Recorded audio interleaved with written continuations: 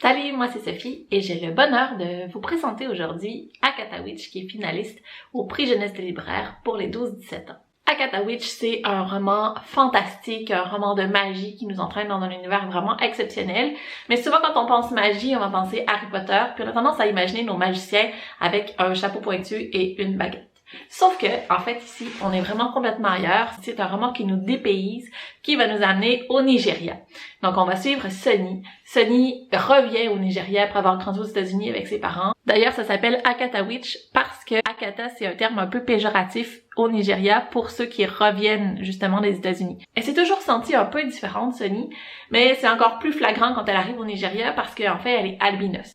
Quand elle arrive, il y a Chichi et Orlu qui vont avoir des doutes sur sa nature profonde et qui vont faire un test avec elle. Et là, ça va ouvrir un nouvel univers, un univers magique dont elle va devoir apprendre les codes. Au Nigeria, on n'appelle pas ça des magiciens, on va appeler ça des léopards. Et d'ailleurs, à travers le livre, on a des extraits du Petit Précis pour agents libres de Isong Abong et Fyong Isong qui nous présentent en fait différents préceptes. Et donc, avec ses deux meilleures amies, elle va rencontrer des mentors, il va y avoir des personnes qui vont agir comme enseignants pour lui montrer aussi à mieux gérer sa magie, à mieux la comprendre. Il y a aussi toute une ambiance secrète parce que les gens normaux ne doivent pas être au courant de l'existence des léopards et donc Sunny doit cacher sa nature à sa famille. Ce qui entraîne certaines scènes particulièrement rigolotes. Elle va aussi acquérir des responsabilités et entre autres, elle va devoir arrêter un psychopathe.